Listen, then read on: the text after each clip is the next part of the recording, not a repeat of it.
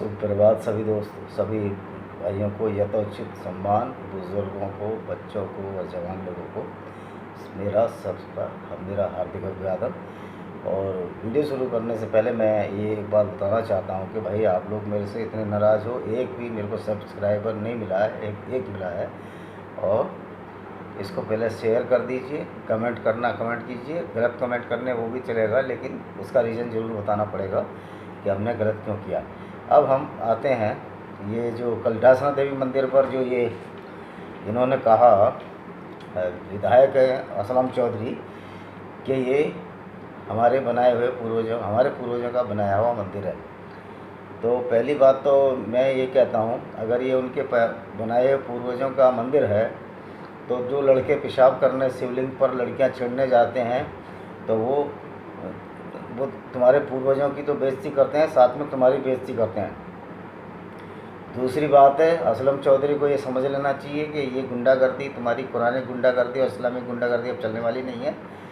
जिस दिन आप मंदिर में प्रवेश करोगे उसी दिन आपको पता लग जाएगा ये मैंने क्या गलती कर दी है। दूसरी बात यह है कि कुरान ने आप लोगों को जाहिल बना दिया है कि कुरान और इस्लाम जो पढ़ लेता है वो जाहिल ही बनता है, क्योंकि जो कुरान के जो पैरोकार थे, जो शुरू में इस्लाम जिन्होंने चलाया मोहम्मद साहिब ने हीरा गुफा के बाद, उसके जो साथी थे सारे मोहम्मद के, वो ज़्यादातर रैपिस्ट थे, बलात्कारी थे, लुटेरे थे और हत्यारे थे। उन्होंने अबू सुफियान के साथ भी यही किया बहुत सारी लड़ाइयों में। मतलब ये जो स्वरूप है प्रॉफिट का, ये प्रॉफिट का ऐसा अगर प्रॉफिट है तो फिर गली के गुंडों में और मोहम्मद साहब में क्या फ़र्क है, मेरे को ये बता दीजिए। और ये हेट स्पीच करते रहते हैं कि वो कुरान के ख़िलाफ़, इस्लाम के ख़िलाफ़। मेरा ये आग्रह है योगी आदित्यनाथ जी से और यूएनओ से भी कि आप सबसे पहले अगर हेट स्पीच का जो चार्ज बनता है वो कुरान पर बनता है, कुरान को बैन कीजिए, कुरान को ख़त्म कीजिए। और हम तो वही बातें बता रहे हैं जो बुखारी की हदीस और कुरानों में लिखी हैं। हेट स्पीच ये जब बनती जबकि हम सही बात की बजाय गलत बात बताते। और इन्होंने हर जगह, इनके अल्लाह ने काफिरों ने नहीं देखा, क्या काफिरों ने नहीं देखा, इनका अल्लाह झूठा भी है। एक आयत है अनबिया की, उसमें बोलता क्या काफिरों ने नहीं देखा, इसका मतलब काफिरों ने देखा। तो ये बताए वो काफिर कौन कौन थे जिन्होंने देखा। तो ये भी कुरान जो है प्राय इस बात पर चुप रहती है। तो जो कुरान है नंबर 1, कुरान एक झूठा है, इस्लाम एक झूठा धर्म है जिसकी कोई बैकबोन नहीं है, बिना रीढ़ की हड्डी का ये एक धर्म है जो कि ऐसे ही लोगों द्वारा चला गया जो जाहिल थे। और जितने भी इस्लामिक कंट्री हैं वो आज जो अल्पसंख्यक हैं उनके लिए ये एक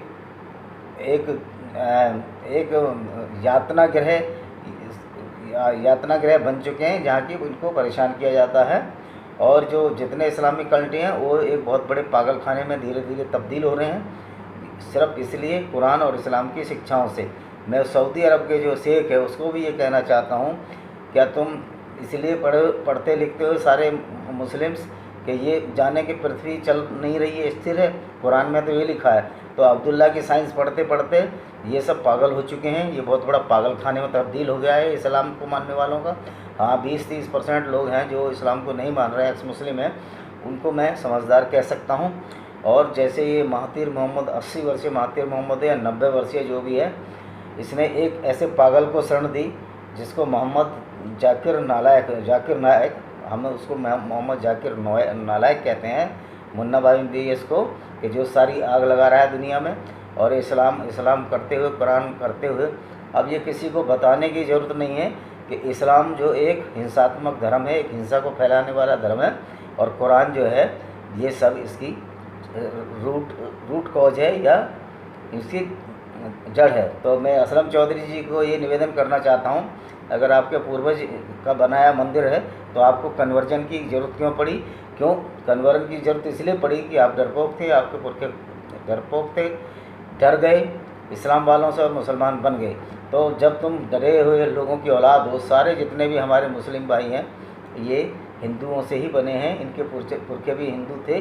तो हम तो यही आग्रह करेंगे ये अपने वापसी धर्म में आए और ये मुसलमान कह के ये ना दूसरों को न डराएं, क्योंकि पूरे सब कॉन्टिनेंट में जो भी मुसलमान था वो पहले हिंदू पुरखे ही थे और जितने डरपोक थे, कावड़ थे, वो सब मुस्लिम उन्होंने इस्लाम अपना लिया था। ये 60-70 करोड़ जो मुस्लिम हैं, 3 बांग्लादेश, इंडोनेशिया, मलेशिया, बांग्लादेश वगैरह में, ये सारे डरे हुए औलादों के, डरे हिंदू ग्रुपों के वो हैं, उनकी संतान हैं। तो असलम शेख जी, आपके पूर्वज हिंदू थे तो आप मुस्लिम क्यों हुए? ऐसी क्या परिस्थितियाँ आई कि आप मुस्लिम हो गए?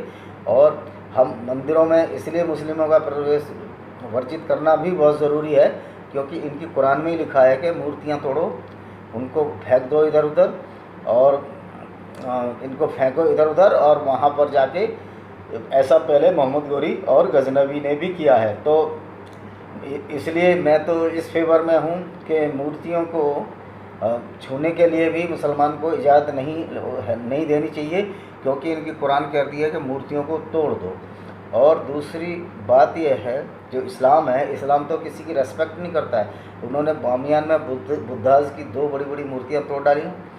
और मतलब ये इतने जाहिल और गंवार लोग हैं जो इस्लाम को फॉलो कर रहे हैं कि भलाई कोई कलाकृति बनाने के बजाय ये सारे विध्वंस के सामान बनाते हैं। कि इनका जो स्टूपिड मूर्ख डॉक्टर अब्दुल कलाम, जो doctor Abdul Kalam, yes, doctor Abdul Qadir, जो कि भोपाल में जन्मा था, वो बोलता है कि सबके पास एटम बम है, हमारे पास भी इस्लामिक बम है। ऐसा प्रतीत होता है कि जैसे इस्लामी बम 5 वक्त की वो नमाज़ पढ़ता है, उसके बाद वो हज भी होया है इस्लामी बम। मगर इससे बड़ी जाहिलाना बात क्या होगी? इतनी मूर्खता, स्टूपिड कौम है ये, जिसमें जो है बम भी इस्लामी बम हो गया। और अभी जो है वहाँ बुसरा राजपुर का जो उनके साथ रैप हुआ, उनके पिताजी रो कर कह रहे हैं ये तुम्हारा निज़ाम है। वैसे तो उनके फादर को ये समझ लेनी चाहिए कि इस्लाम में रैप की इजाज़त है, इस्लाम में रैप की भी इजाज़त है, लूटने की ही इजाज़त है, और कत्ल की भी इजाज़त है। ये इनकी कुरान देती है, ये इनके अल्लाह ने दिया, ये इनको प्रॉफिट ने दिया। और प्रॉफिट ने कत्ल और इसकी इजाज़त दे दी, लेकिन साइंस उल्टी पढ़ाई। अल्लाह को ये भी नहीं पता, इनके अल्लाह को, जो मूर्ख अल्लाह को, कि पृथ्वी घूम नहीं रही है, पृथ्वी घूम रही है सूर्य के चारों तरफ, पृथ्वी स्थिर नहीं है। न इनके मूर्ख अल्लाह को ये पता था कि जो पृथ्वी है तस्रनुमा नहीं है, बल्कि गोल है, गेंद की तरह है।